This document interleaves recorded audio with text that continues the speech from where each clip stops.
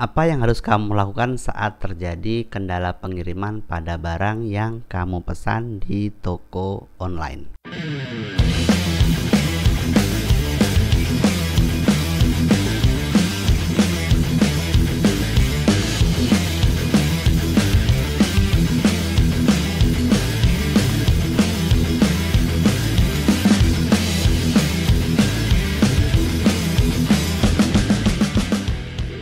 Ada dua hal utama yang jangan sampai kamu lakukan. Yang pertama adalah jangan kamu marah-marah ke counter ekspedisi tempat pengiriman barang kamu.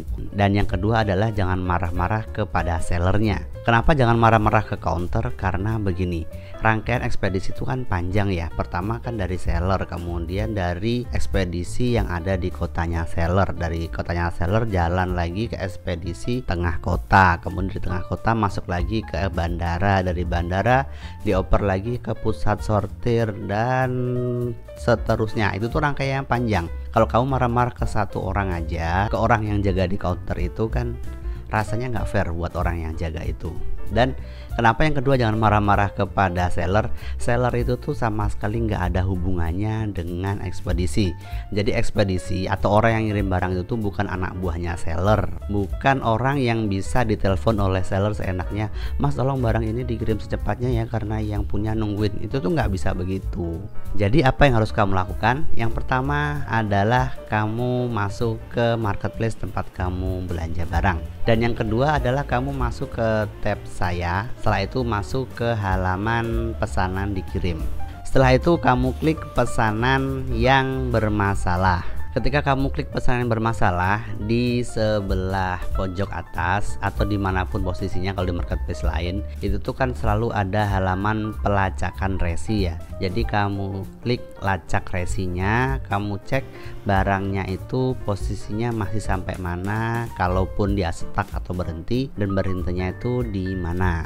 Tapi yang terpenting adalah sebelum kamu komplain, kamu cek dulu tuh estimasi barangnya sampai itu kapan. Pasti ada di bagian atas. Kalau barangnya itu sudah melebihi estimasi dan belum datang, baru kamu bisa komplain kepada call center marketplace atau call centernya ekspedisi tempat kamu mengirimkan barang. Kalau di aplikasi Shopee, biasanya setelah kamu klik lacak itu tuh bagian atas itu ada estimasi penerimaan barang, dan di atasnya di bagian pojok kanan itu kan ada gambar seperti headphone begitu kan. Nah, itu adalah icon untuk kamu menghubungi call center Shopee-nya. Itu bisa kamu klik untuk menanyakan tentang barang kamu. Setelah kamu klik, kamu bisa cek di bagian bawah itu ada lacak pengiriman. Setelah kamu klik lacak pengiriman, biasanya akan langsung dikasih tahu oleh sistemnya barang kamu posisinya di mana dan estimasi datangnya itu kapan, seperti itu. Kalau kamu kurang puas, di sana juga ada informasi tentang jasa kirimnya. Kemudian juga ada tombol untuk memperpanjang masa garansinya supaya produknya itu tidak selesai sebelum kamu menerima barang. Atau kamu juga bisa langsung chat Shopee dengan cara seperti ini. Di bagian pojok kiri bawah kan ada tulisan chat dengan CS Shopee, itu kamu klik aja. Kemudian kamu klik yang oranye yang bagian tulisan chat dengan CS Shopee, itu kamu klik. Jadi dua kali klik chat CS dengan Shopee ya. Itu kamu klik, kemudian nanti akan muncul pertanyaan tentang apa yang ingin kamu ketahui. Kamu pilih aja pengiriman dan pelacakan barang. Setelah itu kamu akan disuruh milih pesanan mana yang bermasalah. Kalau kamu memesan barang lebih dari satu ya, kalau cuma satu ya langsung aja pilih pesanan yang bermasalah. Setelah kamu klik, nanti kamu akan langsung disambungkan dengan call center dari marketplace-nya, dan kamu bisa menanyakan tentang pengirimannya, kenapa lama, dan barangnya stuck di mana, sejak kapan. Dan yang paling penting adalah kamu harus nyatet dulu nomor pesanannya, pasti itu akan ditanyakan. Biasanya juga disuruh nulis alamat email aktif sama nomor handphone yang aktif. Jadi ada tiga hal: email aktif, nomor handphone aktif, sama nomor pesanan yang bermasalah. Itu harus kamu catat terlebih dahulu sebelum kamu chat ke CS marketplace-nya. Kalau kamu masih kurang puas, kamu bisa masuk lagi ke halaman pesanannya, kemudian kamu scroll ke bawah. Di bagian bawah itu ada tulisan hubungi penjual, itu kamu klik dan kamu bilang ke penjualnya bahwa pengiriman produk kamu itu bermasalah.